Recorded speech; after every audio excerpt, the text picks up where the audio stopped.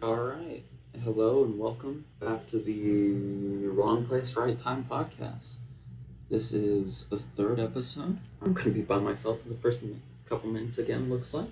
Actually, I wrote down a bunch of talking points this week. I came prepared. Let me hold them out so I know what we're going to talk about, unless we go off the rails, which is what I'm hoping for. I kind of want to talk a little bit about music and just my experience with music.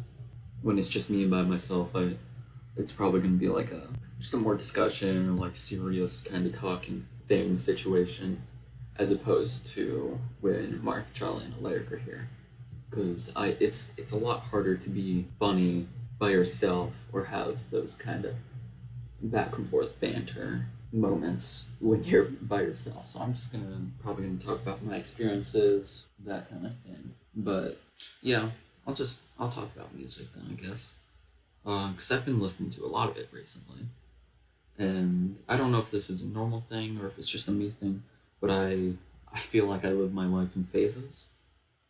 There will be phases where I'm super into music, super into movies, super into reading, super into whatever, and then that'll slowly die out. Then I'll so right now I'm super into music. I bet next month I'll be super into movies, that kind of thing. Um, but yeah, I'm super into music right now, so I want to talk about that. I've been listening to I've been listening to a lot of, I don't even know what it'd be called. It'd be kind of, I guess it'd be kind of like festival music. It's like it's not bluegrass. I don't know how to describe it. Go to either YouTube or Spotify or whatever your favorite music platform is, and look up "Ed is a Portal" by Akron Family, and that'll kind of give you the gist of what I've been listening to recently. Which, when I discover new artists or new music, it's almost always through the Discover Weekly, which is super nice. When I go on to Discover Weekly, most of the time I'll find like two or three songs that I really like from that, and that goes onto a playlist. Most of the other music is just okay, but it does a good job of introducing me to new artists and new genres. I remember growing up, we would listen to lots of pop and lots of like 70s, 80s, kind of like the older pop kind of stuff. Just picture the Guardians of the Galaxy soundtrack, that kind of thing, and whatever was on the radio. And so my senior year, or like half of my junior year, and my senior year, I started. Maybe it was my entire junior year. I don't entirely remember. But whenever I started driving myself, I would stop listening to the radio as much because I'm not a huge fan of pop music, especially when it's in overabundance. So I would just either throw on music on my phone, throw in a CD, that kind of thing. So I've hardly listened to the radio in what, junior, senior, and freshman year. So that was 3 years where I I very rarely listened to the radio. And now this year, my roommate, we will on the weekends, or I guess it's a flatmate. I'm still just gonna call him a roommate. But my roommates and I, on the weekends, will go to the grocery store and get groceries for meals. So when we're driving to the grocery store, she'll just throw on the radio, whatever's playing on the radio. And I'm finding I'm liking pop music a lot more than I used to. And I think that's because I'm not being bombarded with it. Because the thing that really bugs me about the radio is if you listen to it for even, we'll just say like an hour, it's just playing the same songs over and over again. Because it's just playing whatever's popular. That's what pop is. So that really gets to me when it's just the same song on repeat, or the same few songs on repeat. Because, variety is the spice of life. So now that I'm listening to it more sparsely, which is what, once or twice a week for not very long, I find that I'm enjoying most of the music more because it's not the same song over and over again. And I do want to say, like whatever you like. There's no best music. There's music that you like more than others, but who cares if somebody likes pop and you like fucking Eurobeat, who cares? If it doesn't impact you in a harmful way, leave them alone. That being said, pop country is the death of music. I'll talk about what is, in my opinion, the best album we have. And in my opinion, the best album we have on Earth as humans currently is The Rise and Fall of Ziggy Stardust and the Spiders from Mars by David Bowie. Now, it's not the perfect album. I think it is possible to make a better album. I don't know if it's going to happen or when it's going to happen, but I think it is possible to do so. But currently, it is, in my opinion, as close as we have to a perfect album. Because each song is, well, it's unique, but also they tie together. So you can tell each song is made by the same person, David Bowie. They sound similar, but they're different at the same time. It's all unique while tying together, and it's all telling a story. Yeah. So I just pulled up all the songs on my phone so I can reference them. So it's an 11-song album with, I don't know, the average length being 4.5, 3 minutes. So it's a 30, 40-minute listen. I would highly recommend it if you haven't heard it. But as the name of the album implies, The Rise and Fall of Ziggy Stardust and the Spiders from Mars, it's about the rise and fall of Ziggy Stardust and the Spiders from Mars, while also just being about art and music. It has great composition. The vocals are amazing. It's very rare for me as a listener to go, well, I don't, like, okay, it's not rare for me to do this, but I don't often listen to music and go, wow, these artists they know their instruments extremely well. I wouldn't say David Bowie's the best instrument player. I wouldn't say he's the best vocalist. I think he just nailed it in this album. I feel that, in my opinion, the best vocalist, and I'm sure I'll think of a different example later and I'll be like, oh, no, actually, the best vocalist is so-and-so. But I think the best vocalist, David Byrne from Talking Heads, or just David Byrne in general, is the best vocalist. He and the entirety of Talking Heads, they each know their art so incredibly well. And I think overall, they are overall stronger than David Bowie. Since I'm just talking about these two guys, I guess. I'll probably talk about some other guys, or maybe even just switch subjects. We'll see. But Talking Heads, they know their instruments so damn well. They are so good at making music. David Byrne is such a singer. He's such a vocalist. He's such a performer. And it makes me really wish I could sing so I could make something similar and take a lesson from that. I could keep talking about music, and maybe I'll come back to it, but I'm gonna switch topics because I don't want to run this dry. So we'll see if we come back to music. But I think I mentioned this last week, but in case I didn't.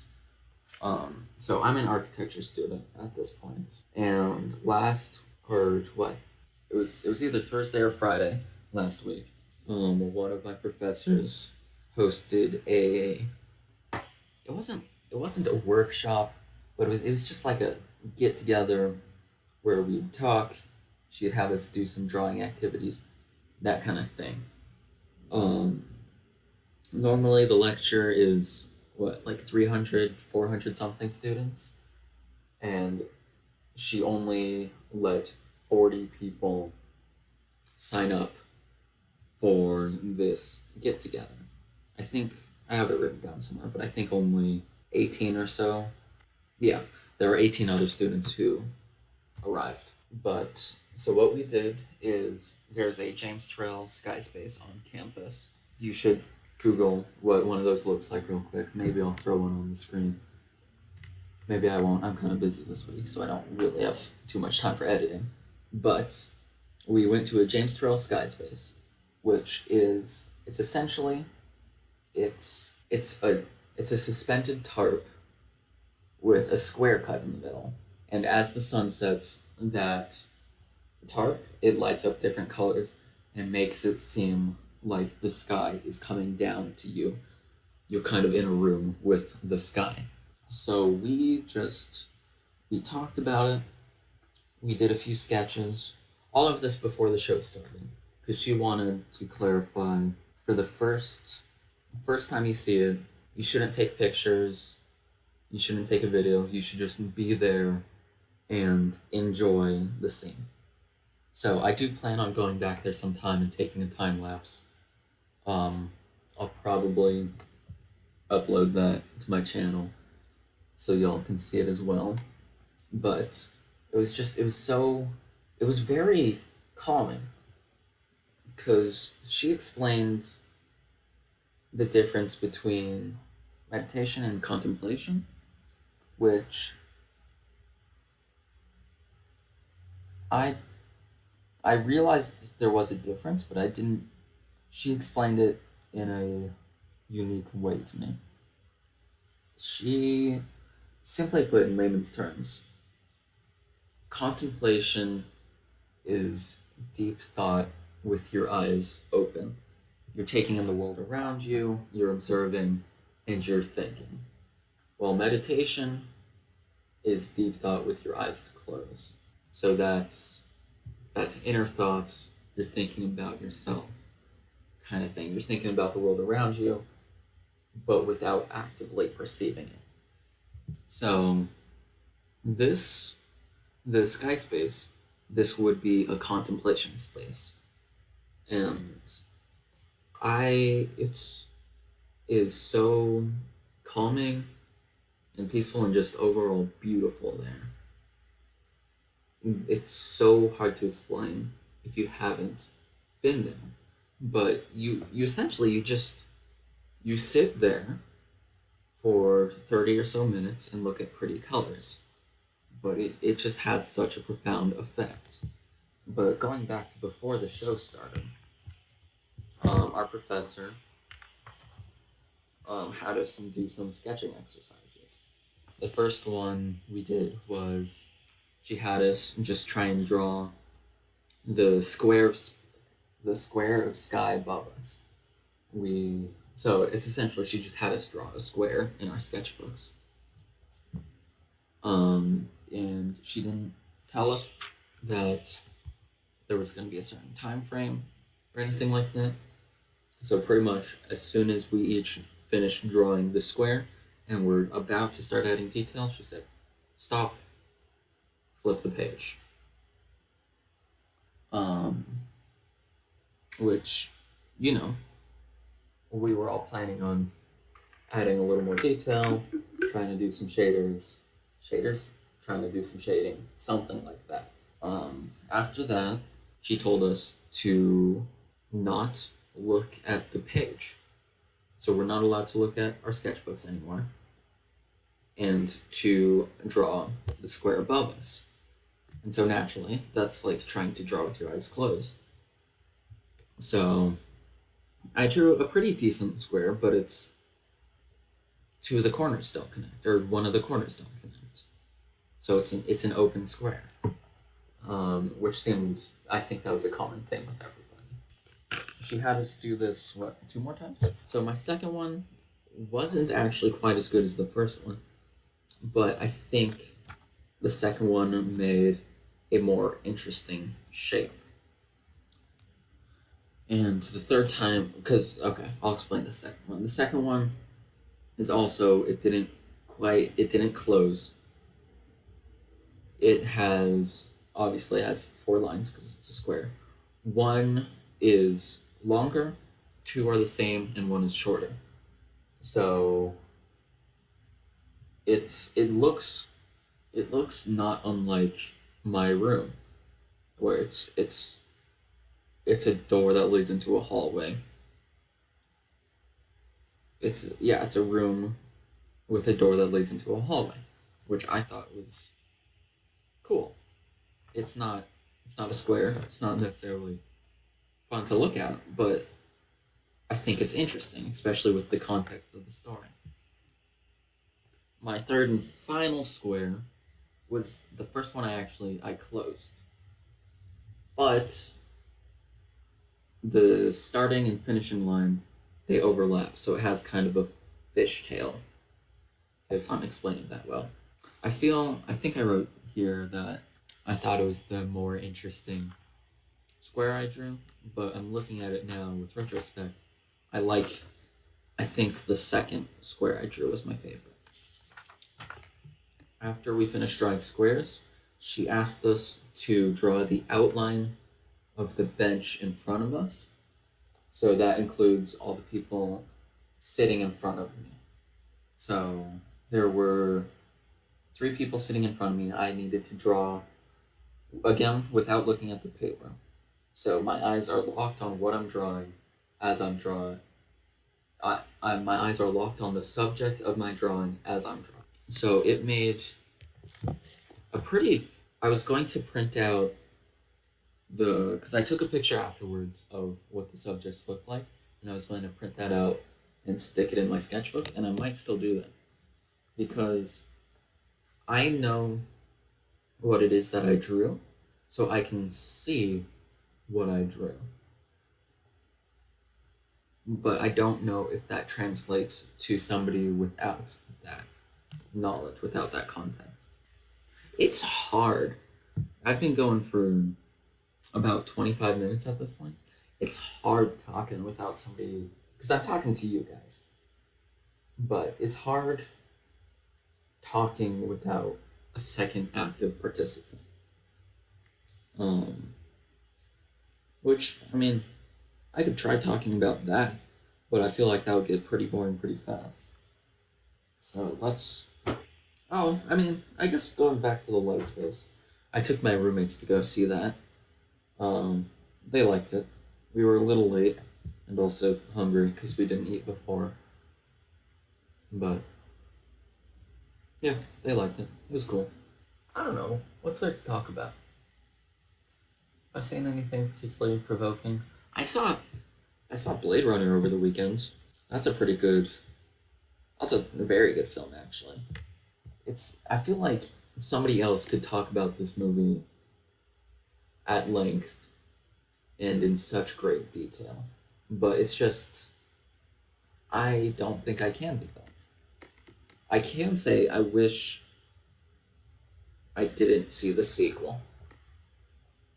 Because I think the sequel to Blade Runner just ruins so much of the magic of the original Blade Runner. So I think Blade Runner is just such a good, you want to watch it a couple times movie. And then Blade Runner, 2042, 2047, something like that, it's not a bad film. I want to say that. But it takes, I think it's good at expense of the original. It takes away from the original movie. And I wish it didn't. It answers questions it shouldn't have. I'm probably going to start filming for my next artsy video and the collection. I'm probably going to start filming for that today. I want to take my time with this installment because I've invested in a tripod so I can get freeform shots, and I want to experiment with using different cameras to symbolize different stuff. Because so far, all my videos have been filmed on they're all going to be digital cameras. I'm not using a film camera for this, but just on a digital camera that I believe is used for ghost hunting. And I like the image that this produces. I think it's spooky, it's haunting, it's unsettling. But I want to use multiple cameras. Not multiple cameras to film the same scene. I guess multiple cameras to film the same scene.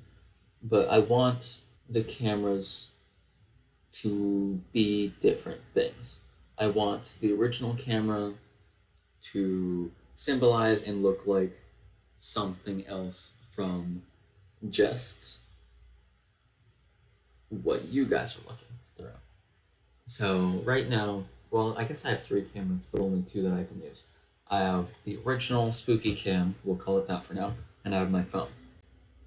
I want my phone to act as just the normal window into the world, what you'd see in a regular video or movie, just a third person watching an event unfold, while the spooky camera would be the perspective of a character, if that makes sense. So I have a pretty good idea of what I want to do. There's a few things I either need to find or buy. But other than that, I'm probably gonna start filming today. Because I really enjoy making these artsy, strange videos. The issue is I'm incredibly busy this week. So I'm gonna try and do some video shoots today. I have class all day tomorrow. Day after that, there was a student sale for Hamilton tickets, so we got them for actually like insanely cheap. So my roommates and I are gonna go see Hamilton. Then yeah, I'm just really busy this week. So I can't even give a time frame for when this installment will come out. Hopefully soon, but we'll see. Because all the previous videos have been filmed in 1 to 2 days. Because I had everything I needed, I knew what I wanted to do, so I sat down, and by sat down, I mean, sometimes sat down, sometimes stood up, sometimes did other things, but I just sat down and did it. This one is going to have to be a little different, even though what I'm picturing now is only going to be like maybe a 30-second to a minute video. It's not, I don't know. If I come up with other ideas to splice in there to extend the length, I'll do that. But right now, my core idea is only maybe a minute long. So, which is kind of a good thing, because I might just wrap up filming today and get it out tomorrow. So, who knows? You might know if it's out before I do. Because, yeah, so far it's working out, but I try to release the podcast episode like a pretty fair amount after we record it. Like around a week after we record it. So they go out on Mondays? Yeah, so that'd do me until Monday. So maybe there might be a new spooky video out before this podcast comes out. We'll have to see.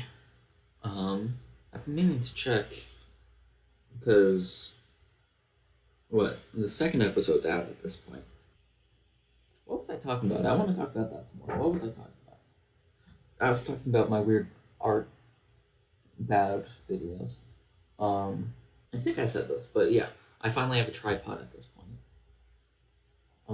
I got it for architecture because we've had a few projects at this point where they said it'd be nice if you have a tripod. You don't need it, but it'd be nice. And I got tired of not having one, so I went out and bought one. I'm going to rant about Amazon for a second. So far, and this isn't going to be, I know I should stop using Amazon because they're like a bad company, but they're also very convenient. So I ordered last I think it was Saturday, I ordered a tripod, and it said, "Okay, um, your order's been placed. You should expect this tripod around Monday." I got an email on Monday saying, "Tripod's been delayed. It'll be there Tuesday, Wednesday." And I was like, "Okay, that's fine.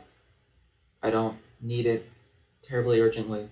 I'd like it by the next weekend, this weekend." So Thursday came around, and I got an email from Amazon and said, "Hey, we kind of lost your package. Would you like a refund?" And I went, "Well, yes, I would like a refund since I'm not getting my package."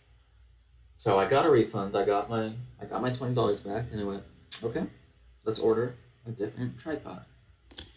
So I went back onto Amazon, found a different tripod, same price point, similar rating, ordered that. It came the next day. Something I failed to mention at this point is I was also ordering a book along with these tripods. It's Burmese Days by Joseph Conrad. I need it for class, right? So, yeah, I got a refund for that book as well because it was also lost. It was same shipment, whatever, don't know. So I ordered it with this tripod as well. The tripod, or I got an email from Amazon that my package has been delivered. I went out and grabbed it. There was a box with the tripod in it and a bag, one of those like Amazon uh, air bubble bags. You know, the kind that, they send books in. And I picked up the bag. I was like, huh, this feels empty. Maybe there's like a redemption code or something in here. So I bring both those up. I put them in my apartment. I open up the tripod. It's in there. It's all good. Works well. Whatever. That's fine. And I'm like, all right, let's open this book bag. I open it. I look inside. I go, there is nothing in there. There wasn't a download code. There wasn't. I don't know what else would be in there. I ordered a solid book, so I was like, it's weird that there's not a solid book. Hopefully, there's a redemption code. I don't really care. I prefer solid book, but I don't care if there's a digital download. That's fine. I open it up. There's nothing. So that's two packages that were either lost, stolen, or something else from Amazon in the same week. So I don't know what's going on, but color me annoyed. So we'll see. Maybe I'll have an update on that book next week. We'll see. I can talk about this, I guess. This might be cut out if he doesn't want me to talk about it, but at our current recording time, Alaric can't make it. So I need to talk to him, Marc, and Charlie about changing the time, which would really suck for me because this time works super well for me with my scheduling. But I don't know. We can see about changing it to a different day. We'll see. But so right now, Alaric can't join us. He'll still be in the description because I'm still considering him a co-host, but right now he's not going to be a part of the podcast until we get this figured out. I guess I can just read over the talking points. I was going to talk about food with Marc, because he's been eating a lot of sausages, because Germany, and, sausage. And so last week, I made sauerkraut and brats for my roommates. And I was like, I don't really want to buy sauerkraut. That's fine. We have cabbage. I know how to pickle. I'll make some sauerkraut. I didn't realize that sauerkraut needs to ferment. So It didn't taste bad. I want to preface that. It tasted fine, but it was bratwurst with just pickled cabbage. We still have some. I can go grab it real quick. I am kind of hungry. Yeah, so it was not sauerkraut, but it wasn't bad. Here's your college tip of the day. If you want to take life advice from somebody who's barely existed on this earth. Actually, that's not true. I'm almost, if I live to 100, I'm almost a fifth of the way through my life. So I've been on here for a fair amount. Here's some daily life advice from everyone's favorite boy. If you cook for yourself and you find you don't eat all your vegetables, learn how to pickle. It'll extend the life of your vegetables, and you'll have pickles. So, actually, if you don't like pickles, don't pickle your vegetables. But if you're finding you're throwing away a bunch of vegetables, pickle them. So then you'll have them in a jar. You can take them for lunch. You can just snack on them, whatever. Because I found it works. I found it works with every vegetable except for tomatoes, pretty much. Tomatoes and beets. I guess, yeah, the squishy vegetables it doesn't really work on. But it sounds a little weird, but it works on lettuce, obviously cabbage, celery, carrots, cucumbers is redundant, but cucumbers, bell peppers, chilies, pretty much anything you put in a salad except for beets, tomatoes. There's probably a few other exceptions that I'm not thinking of. But learn how to pickle. It's good for you. It's good for the planet because you're not throwing away vegetables. Plus, you can use recycled jars. Right now I'm using 2 mason jars, which I'll admit, I bought those new, but you reuse those jars.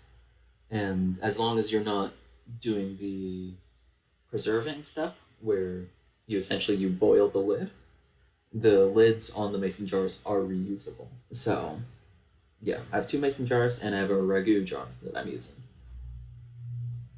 Which, yeah, again, as long as you're not trying to make your pickles the kind where it's like, I just stick it in a cupboard, forget about it for a couple years, remember about them, open it up, it's still good. As long as you're not trying to preserve it like that, it just pretty much any jar with a lid will work. Make sure it's glass. Don't pickle in plastic. That should be self-explanatory. Just don't do it. I've never tried pickling in metal. I'm sure it would work. I don't know why you'd do that, but I'm sure it would work.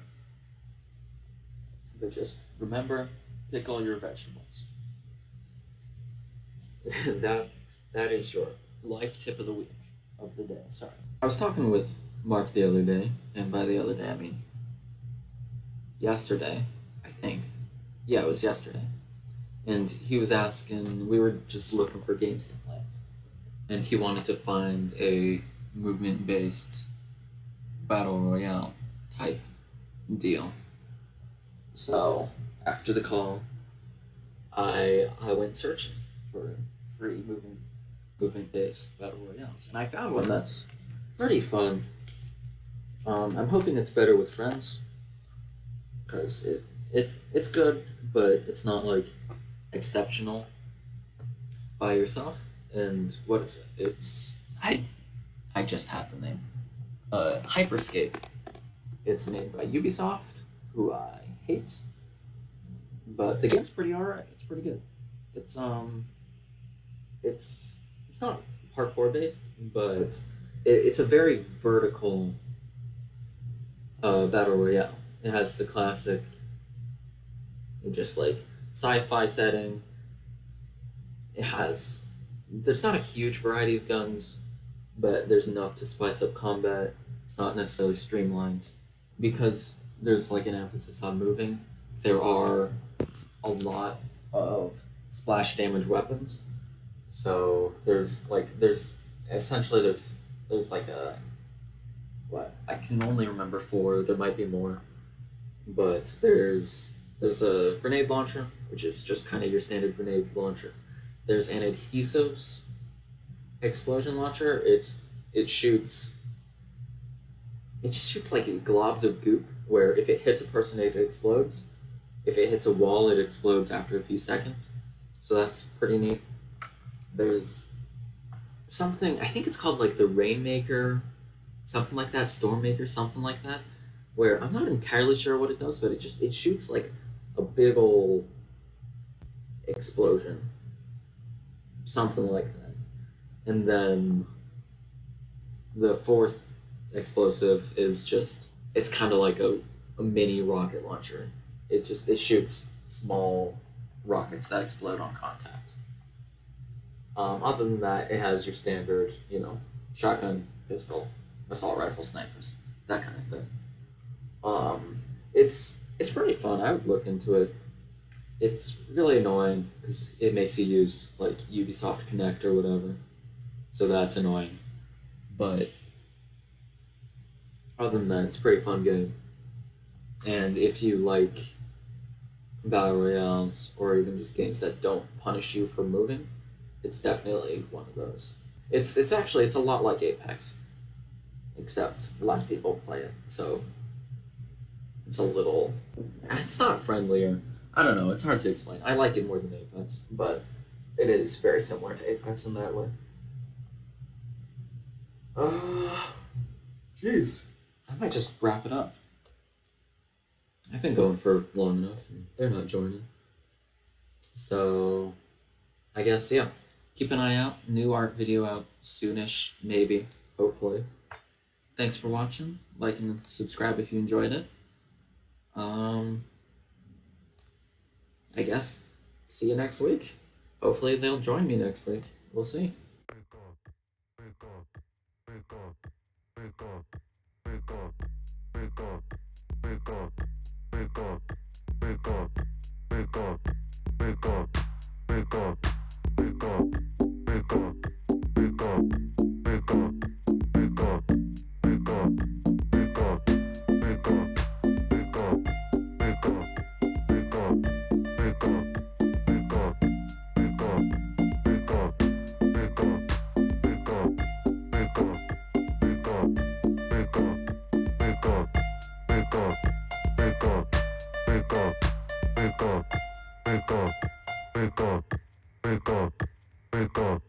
Wake up.